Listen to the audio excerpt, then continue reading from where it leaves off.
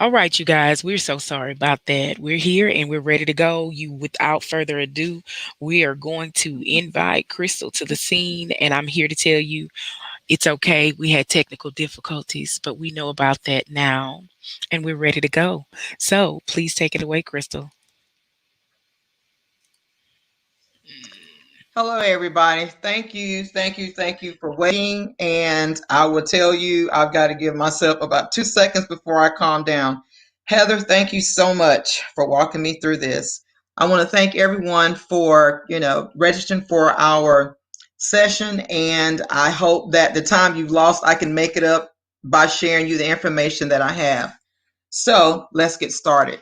Today, I'm going to actually share with you some information that I was very fortunate to have an opportunity to attend a wonderful, wonderful, wonderful camp.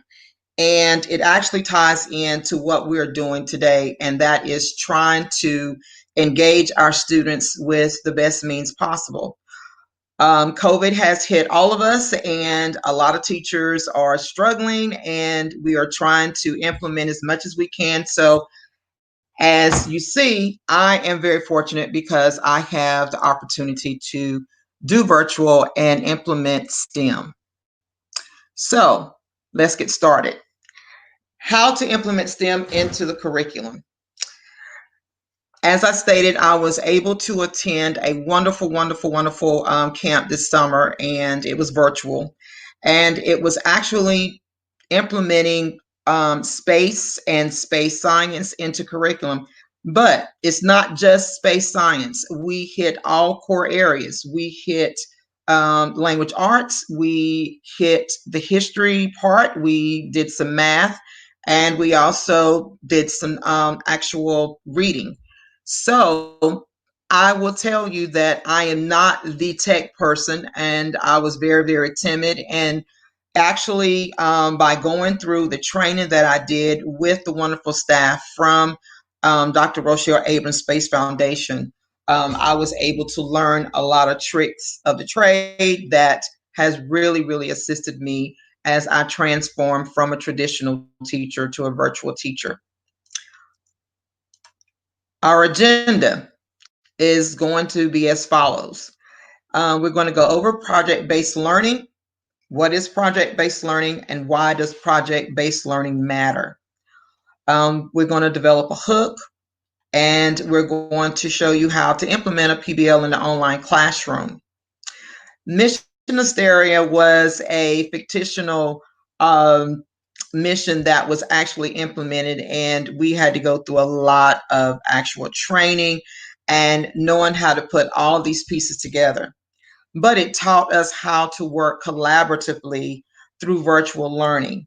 And this virtual learning actually has, with me personally, has been able to help me engage with my students and take those necessary steps to take them still, expect them to do higher learning, engaged activities, and be able to expose them to this new virtual learning. Has it been easy? No, it has not. We're still struggling, but I can tell you that I've seen a great improvement with our students, with the online learning, and with the different technology sources that our district has shared with us. So, with what the district has already shared with us, and then what I have to offer, I can tell you that I have seen not only a lot of more of my students engaged in learning, but I have seen scores increase tremendously.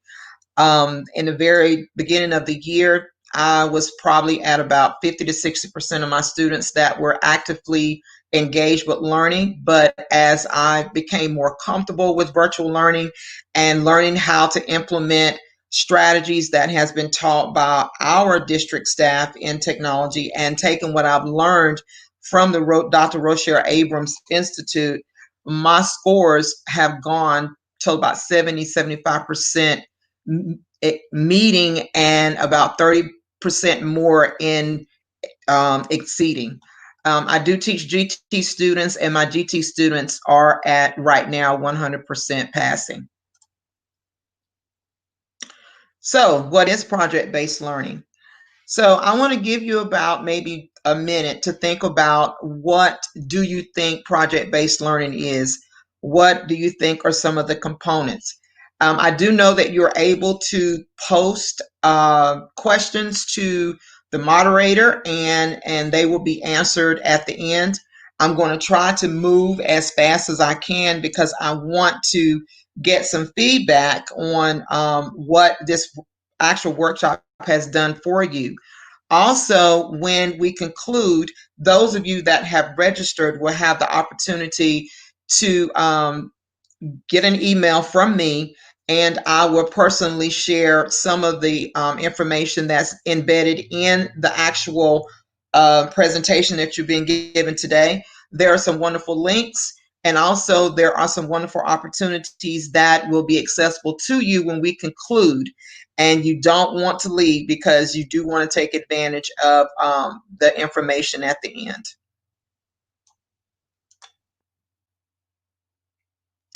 Why does it matter? U.S. STEM employment reached about 8.6 million in 2015. But let's take this to 2020 and let's look at COVID. I was able to actually pull down one or two pictures that was very overwhelming. And I took this picture, and of course, this is what our students are doing all day. It has changed education forever. So imagine you having a student that is actively engaged with the computer every day, and all they see is who, what, when, where, and why, or solve this problem, or what are your thoughts on this problem? And just imagine if you knew how to implement components of STEM, if you knew how to actively engage those students, how much more engagement, how much more would the students be able to participate? This picture really did a lot for me because I had to reflect on myself and how I was instructing students. Do I want my students just sitting there staring at a computer and not being actively engaged?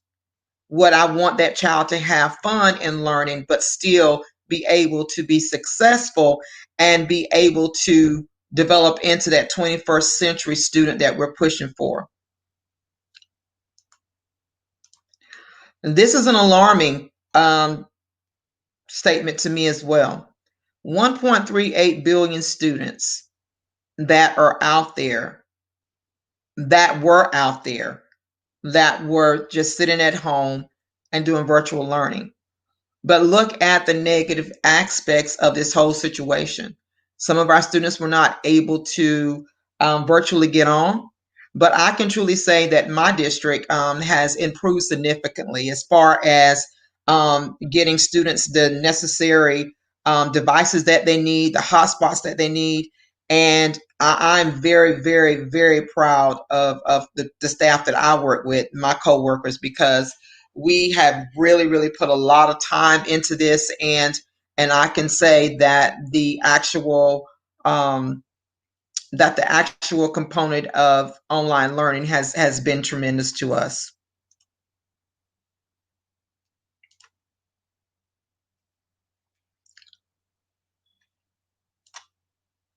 So now what? We got to teach them how to think. So education is not simply the learning of facts, but the training of the mind to think. And and I really had to look at this myself because seriously, I really, really, really had to go and examine myself to see what necessary tools that I need to equip myself with in order to be this teacher that the students needed today. Not the traditional teacher, not the teacher that stood in front of the students and lectured the entire time. Even with virtual learning, we had to redevelop ourselves. And again, I'm very fortunate to have had the opportunity to attend and to be able to learn those techniques that I need to learn in order to get my students to be at that level of engagement. We had to actually go above and beyond, and they pushed us. They really did. They pushed us to the brink of craziness, but it really paid off. And we had to actually go in and we had to learn how to develop a lunar outpost. So I was able to bring this back to my students, and we didn't go as far as to developing a lunar outpost, but we were able to look at some of the components of how to develop and how to work collectively and collaboratively. And the students really got a good feel of it. Um, like I said, this particular opportunity is has been wonderful in my life. And I can truly say that if I had not been able to attend and learn how to implement STEM and do virtual online learning, I don't think that I would have been able to accomplish the things that I have in my class this year. So I'm just going to give you some of the high points of what we actually learned. And again, those of you that actually registered, you're going to receive some of the embedded links, and you're going to actually have the opportunity to connect with some of my instructors, which I know are on this feed, and I'm going to give them a shout out when I finish. So I just want you to kind of look at what some of the things that we've done and some of the things you will have accessibility to do. This is the history component. We had to actually go in and we had to develop the history of settlements. And of course, with me, I was like, okay, I'm history, so I'm good. But history entails a whole lot more. And as you see, we had to develop a whole concept. We had to do a summary of the settlement. We had to give different items that we needed to bring, what would be able to survive. We had to do the math portion, weight calculations, push pull factors. We had to go as far as what type of monthly supplies that they would need. And just imagine if you had this type of uh, curriculum that you were able to offer your students, and you could take it to so many levels, and it was just amazing. And it could be quite intimidating because here week two we had to look at how to create and how to do a sketch. Of course, that would take the architect and the math portion, and I kind of stayed away from that. But we were all able to work together, and that's what was very appreciative about this whole assignment. We had to create a hub. We had to go in and we had to look at how civilizations were actually settled, and we had to pull out the information and be able to develop our actual post. Now, I'm hoping that you'll be able to see,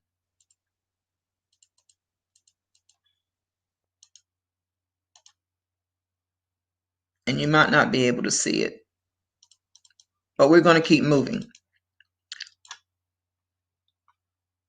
What this video actually was supposed to do, it was supposed to show you what happens when disaster strikes, because we had to actually foresee disaster happening and what will we do in order to be able to recover from it.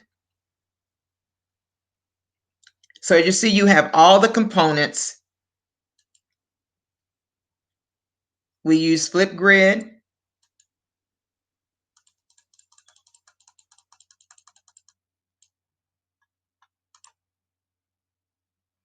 And we went into differentiation in online classrooms. Nearpod, which is one of the actual technology components that we use, and different strategies and techniques in online classroom learning. And this has the actual links that you would be able to utilize, those of you that actually registered.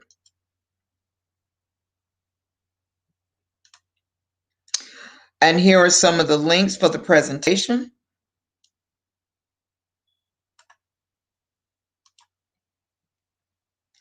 And these are two of the books. You have one for elementary and you have one for middle school. I actually have the one for middle school, and I've already begun using it in my classroom.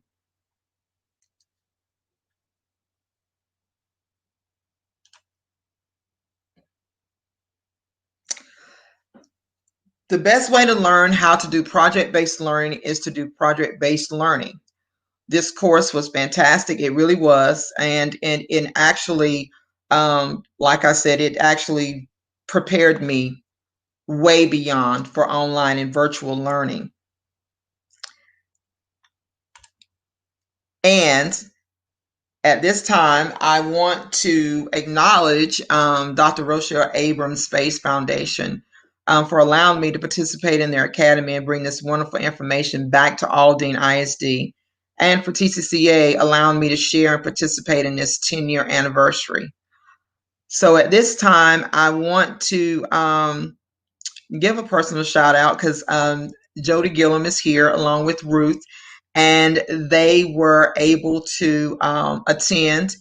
And I want to personally thank them for preparing me to be the virtual, online, out of the box teacher that I am today. And I'm so appreciative to be able to bring these strategies and techniques to Aldine.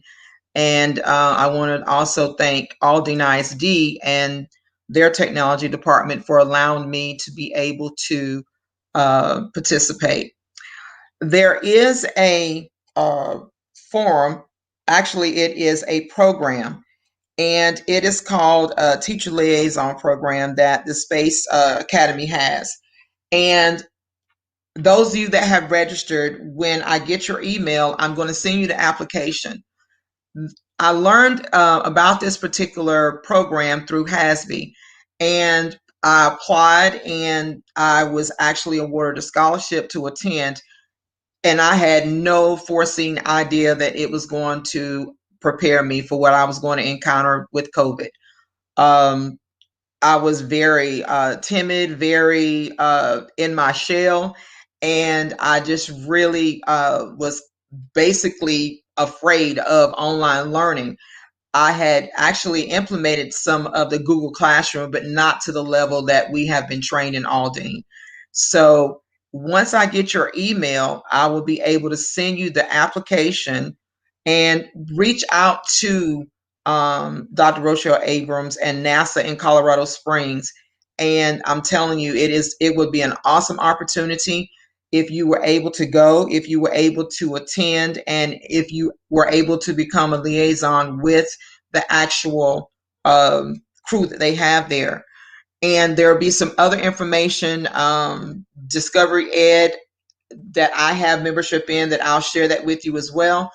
Also, pbslearningmedia.org, that has a lot of online virtual teaching and learning how to implement STEM and STEAM into the curriculum.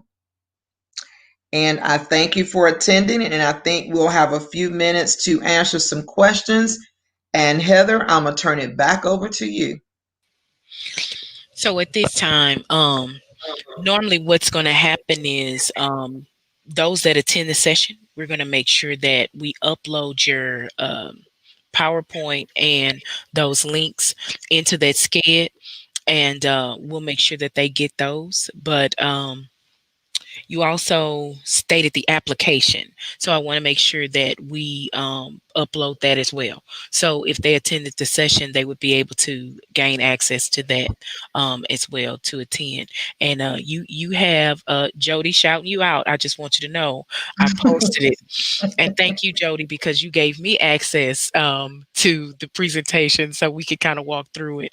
And we've had a bit of technical difficulty, but hey, it's all good. But wealth of knowledge, wonderful information. And I think the key thing is once you get an opportunity to look at that presentation, you'll see those links, and you'll actually see some of the things that Crystal was speaking of, and we all are yet dealing with, students learning virtually, and having the information, I think, is key, because then other teachers will be empowered. And speaking of empower, that will be our secret word for today. so that those of you that are registered will definitely get that email soon. And once you get that email to access your certificate, you will put in empowered, EMPOWER. It is case sensitive. Make sure you capitalize the E. And this is something that I think that many teachers will definitely benefit from. Um, and again, we thank you, Crystal, for your time. Make sure you get that super secret password. Um, and I think that that quite sums it up. Thank you all so very much. We have one more session. If you have not registered for that last session, please make sure you do so. It will start directly at 3 o'clock. So it's still time to get in. And even if you didn't register for another session, there's still a few more ticks on the clock for you to watch or jump into another session and view some very interesting things. Today has been very much so about empowering educators to incorporate this technology in the classroom. So at that time, yeah, this is a super secret word. This is correct. This is session 6 or 7. Let me make sure. I don't want to be wrong. This is Maybe, session 7, I yeah, think. empower. Yeah, I'm right. Yeah, So is 7. that capital EMPOWER? Just the capital E. Mm-hmm. Capital E only. Everything else is lowercase following. So I want to thank everybody so much for joining us here